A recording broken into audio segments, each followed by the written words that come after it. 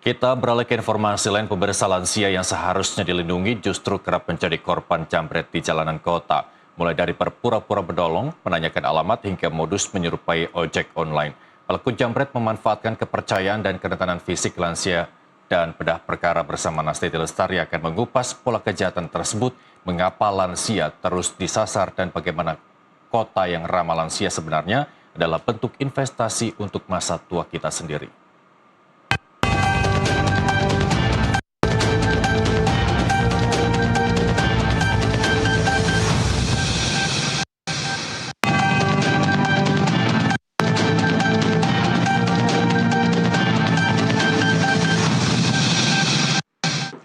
Pemirsa, kasus jambret lansia semakin marak di sejumlah kota besar, mulai dari Jakarta hingga Bali.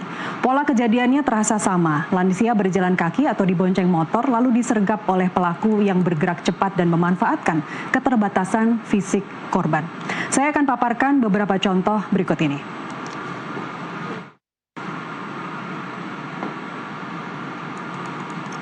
Di Grogol, Petamburan, Jakarta Barat, tepatnya pada bulan Maret 2026, seorang lansia dijambret di depan gereja atau GKI Pakuwon oleh laki-laki berjaket ojek online.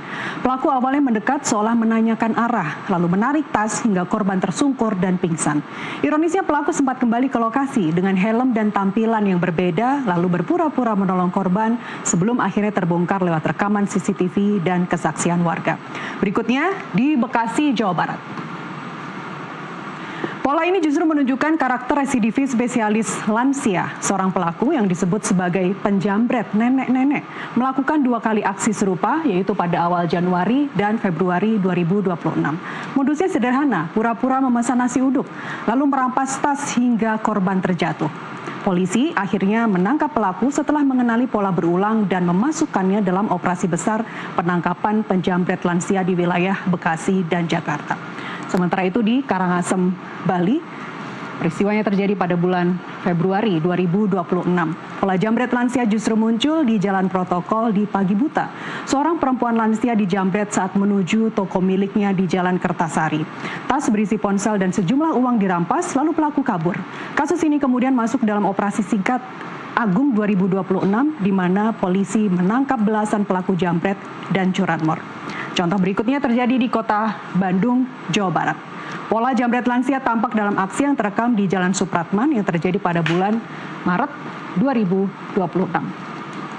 Seorang lansia yang dibonceng ojek online menjadi sasaran jambret di tengah perjalanan.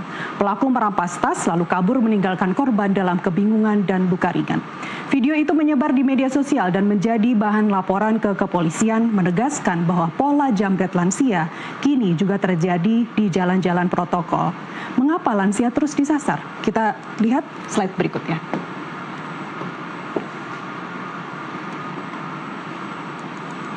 Dari perspektif kriminologi, rangkaian kasus jambret lansia membentuk pola yang jelas. Pertama, routine activity theory menyatakan bahwa ketika 3 unsur ini bertemu, yaitu pelaku yang termotivasi, target rentan dalam hal ini lansia, dan minimnya pengawasan atau ketiadaan pengawasan yang menyebabkan jambret lansia itu terjadi. Lansia dengan tas atau ponsel di tangan dan fisik yang lemah menjadi target ideal bagi pelaku yang butuh uang dan menghindari resiko besar. Ruang publik di sekitar perumahan, jalan kecil, ataupun jalan raya yang padat tetapi tidak terlalu terawasi menjadi latar ideal bagi pola kejahatan ini. Yang kedua, pelaku memilih waktu, yaitu antara pagi hingga sore hari ketika para lansia beraktivitas, dengan menyasar jalan kecil, persimpangan, dan jalan-jalan protokol, kemudian dengan modus pura-pura menolong, menanyakan alamat, ataupun memesan barang sekalipun. Modus pura-pura menolong yang tampak di Jakarta Barat dan juga Bekasi justru memperlihatkan kedalaman perhitungan pelaku. Mereka mengubah posisi dari penjahat menjadi penolong di mata warga yang sedang panik. Rational Choice Theory membaca perilaku penjambret adalah pilihan rasional, bukan sekadar impuls atau keinginan yang terjadi secara tiba-tiba. Kemudian dari perspektif ruang dan sosial. Pola jambret lansia menunjukkan bagaimana kota memproduksi ruang-ruang rawan bagi para lansia. Jambret lansia cenderung terjadi di zona rentan antara ruang privat dan juga publik. Jalan kecil di depan perumahan, persimpangan menuju toko atau jalan protokol di pagi hari. Di sini lansia keluar dari ruang domestik yang relatif aman dan memasuki ruang publik yang minim guardianship atau minimnya pengawasan. Pengawasan warga, CCTV, atau petugas keamanan. Pola itu menegaskan posisi generasi tua sebagai kelompok paling rentan di kota yang sedang mengalami demografi menua, tetapi desain kota belum ramah lansia. Lantas bagaimana cara memutus pola jambret lansia agar tidak terus terulang?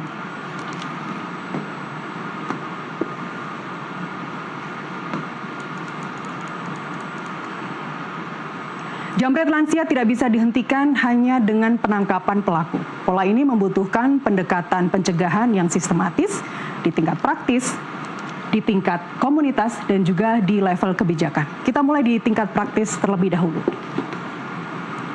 Kota perlu memperkuat pengawasan di titik-titik rawan. Ada peningkatan CCTV, pos pengamanan di jalan kecil, dan juga patroli rutin di jam-jam ketika lansia paling sering beraktivitas. Sementara itu di tingkat komunitas, penting untuk membangun jaringan pengawasan sosial, baik itu tetangga, ketua RT, dan keluarga, bisa saling mengingatkan agar lansia tidak berjalan sendirian di jalan yang sepi dan membiasakan tas dibawa di depan atau disimpan atau menggunakan tas lempang yang disilangkan. Kemudian di level kebijakan, negara perlu memadukan pola kejahatan lansia ke dalam perencanaan desain kota yang ramah usia, pencahayaan baik, trotoar aman, dan juga rute berjalan kaki yang terawasi. Ketika pencegahan dilakukan secara simultan, pola jambret lansia akan sulit terulang dan kota akan perlahan lebih aman bagi generasi tua.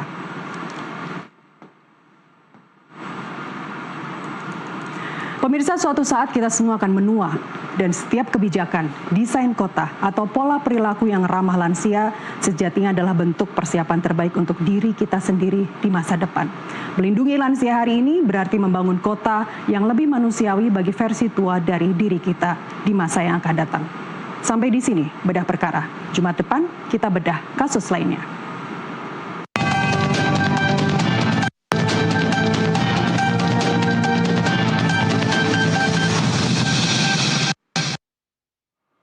Informasi tadi mengakhiri NTV Crime hari ini. Jangan abaikan firasat yang mengganggu keamanan dimulai dari kewaspadaan diri. Saya Muhammad Irsal, pamit, terima kasih dan sampai jumpa.